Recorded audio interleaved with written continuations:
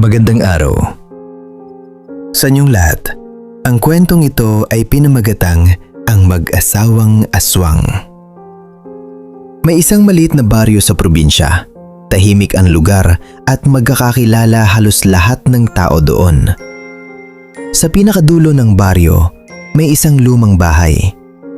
Matagal na itong walang nakatira, kaya medyo nakakatakot ang itsura nito. Isang araw, may lumipat na mag-asawa sa bahay na iyon. Ang pangalan ng lalaki ay Arturo at ang asawa niya ay si Rosa. Tahimik lang ang mag-asawa. Hindi sila masyadong nakikipag-usap sa mga kapitbahay. Napansin din ng mga tao na bihira silang lumabas sa umaga. Madalas, sa gabi lang sila nakikita. Sa una, wala namang kakaiba. Pero habang tumatagal, may napapansin na ang ilang tao sa baryo. Tuwing gabi, may nakikitang ilaw sa bahay nila kahit hating gabi na. Minsan naman, may mga nakakarinig ng kalusko sa bubong ng bahay. Akala ng iba, pusa lang o aso. Pero isang gabi, may binatang naggangalang Marco ang napadaan sa tapat ng bahay ng mag-asawa. Pauwi siya galing sa tindahan. Habang naglalakad siya, napansin niyang may ilaw sa loob ng bahay. Tahimik ang paligid. Bigla siyang nakarinig ng parang bulong mula sa loob. Hindi niya maintindihan kung ano ang sinasabi. Napahinto siya sandali. Pagkatapos, may narinig siyang kalabog sa bubong. Pagtingin niya sa taas, may nakita siyang maitim na anino na gumalaw sa ibabaw ng bahay. Parang may gumagapang. Kinabahan si Marco kaya mabilis siyang umalis. Kinabukasan, may balita sa baryo. May ilang manok at kambing ang nawawala. May mga nagsabi rin na may narinig silang kakaibang tunog sa gabi. Parang may lumilipad sa hangin. Habang tumatagal, mas dumadami ang kakaibang nangyayari. Hanggang isang gabi, may matandang lalaki ang napadaan sa bahay ng mag-asawa. Pagtingin niya sa bubong, may nakita siyang babae na nakadapa doon. Mahaba ang buhok nito at nakatingin sa mga bahay sa baryo. Hindi ito gumagalaw, parang may hinihintay. Natakot ang matanda.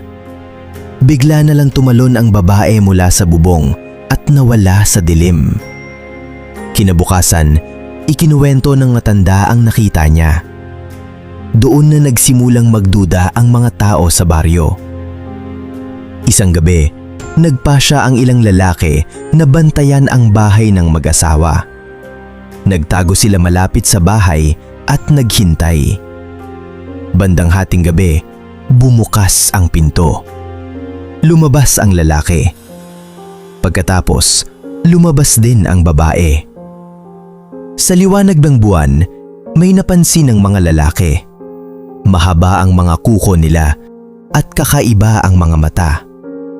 Maya-maya, umakyat ang babae sa bubong. Pagkatapos nito, bigla siyang tumalon at parang lumipad sa dilim. Doon na naintindihan ng mga lalaki ang nakita nila. Ang mag-asawa ay hindi normal na tao. Sila ay mga aswang.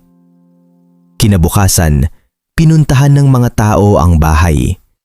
Pero wala na ang mag-asawa. Walang tao sa loob. Parang bigla silang nawala. Simula noon, wala nang tumira sa bahay na yon. Pero may mga tao pa rin sa baryo na nagsasabi na kapag tahimik ang gabi, may dalawang anino na lumilipad sa langit. At sinasabi nila na yun daw ang mag-asawang aswang na patuloy na naghahanap ng susunod nilang lugar. Ilang buwan na ang lumipas matapos mawala ang mag-asawang aswang sa baryo. Unti-unti nang bumalik sa normal ang buhay ng mga tao. Pero kahit ganoon, wala pa ring gustong tumira sa lumang bahay sa dulo ng baryo. Nanatili itong bakante. At kapag gabi, mas lalo itong nakakatakot tingnan. Isang araw, may bagong pamilya ang lumipat sa baryo. May mag-asawa at isang maliit na anak na babae. Ang pangalan ng bata ay Leah. Hindi nila alam ang kwento tungkol sa lumang bahay sa dulo ng baryo. Isang gabi, habang naglalaro si Leah sa labas ng bahay nila, may napansin siyang babae na nakatayo sa may puno. Mahaba ang buhok nito at nakasuot ng puting damit. Numiti ito kay Leah. Akala ng bata ay normal lang na tao yon, kaya ngumiti rin siya. Pagkatapos ay dahan-dahan naglakad papalayo ang babae papunta sa madilim na parte ng baryo. Kinabukasan, nagkwento si Leah sa kanyang nanay. Sinabi niyang may namita siyang babae sa labas kagabi. Nagtaka ang nanay niya. Dahil wala namang ibang tao sa lugar na yon kapag gabi. Pagdating ng gabi, may napansin ang ilang tao sa baryo. May narinig silang kalusko sa bubong ng ilang bahay.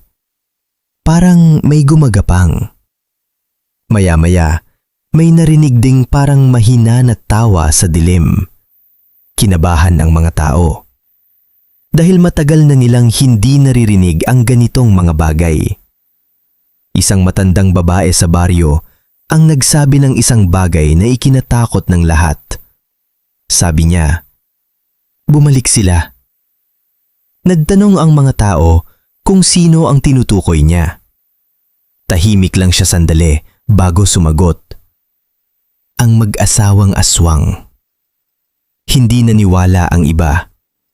Pero kinagabihan, may sinang lalaki ang nakakita ng kakaiba. Habang naglalakad siya pauwi, napatingin siya sa bubong ng isang bahay. May nakita siyang dalawang anino, isang lalaki at ufang babae. Pareho silang nakadapa sa bubong at pareho silang nakatingin sa isang bahay. Ang bahay ng bagong pamilya. Biglang nawala ang dalawang anino sa dilim. Kinabukasan, kumalat ang balita sa baryo. May nakita raw na kakaibang bakas ng paa sa bubong ng bahay ng bagong pamilya. At sa tabi ng bintana ng kwarto ng batang si Leah, may nakita silang mahahabang marka ng kuko sa kahoy.